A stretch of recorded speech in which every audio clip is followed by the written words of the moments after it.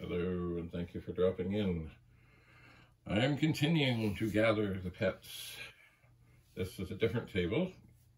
This is actually the one at the back of the room that was full of too much in the way of stuff that I've been working on, fixing, repairing, tinkering with. But now the table is empty and shrouded by a black sheet, which of course is slowly becoming infiltrated with cat hair because Penny likes to walk around. Anyway, here we have two machines that are getting there.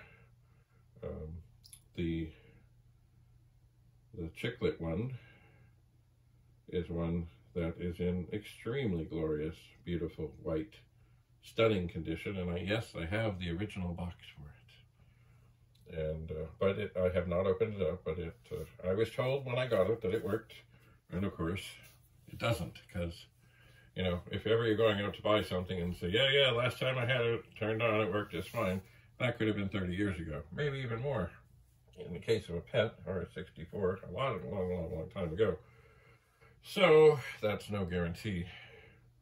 The one with the big keyboard is kind of a fascinating one in that a fellow got it. He used it for about a year for his school stuff many years ago, and then it sat in a closet in his parents' house for decades.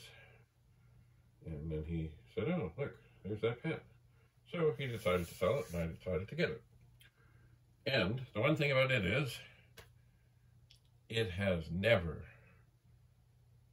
since it was put together in the factory, as far as he knows, he never opened it, he never looked inside, never, ever.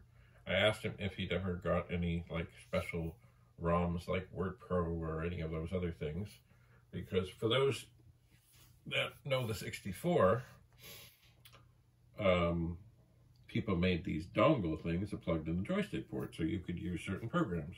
But with the pet, there are some empty sockets, and you were supposed to have this EEPROM that went in. Anyway, as far as he's concerned, it has never been unscrewed, never opened, never looked at inside.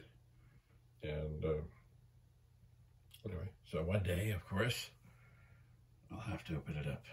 In front of these two machines is the board for the small screen cassette machine that I have, and I refer to this affectionately as the chocolate one because there was some kind of chocolate infiltration onto this board, and I have not finished dealing with it completely, but I will at some point.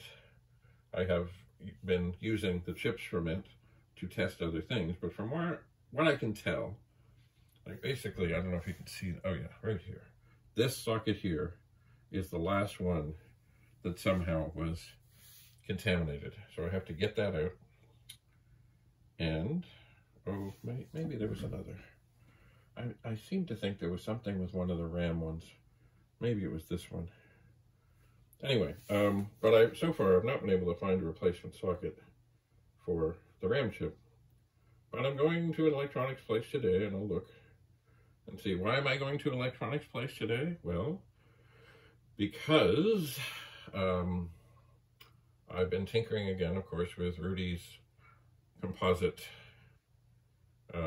interface to allow the pet to be used as well, or broadcast as well, onto a 1701 or 1702 and such like that. And of course, I hurt it. I did. So anyway, the chips have been replaced, but now he figures there's a wee little capacitor that needs to be replaced.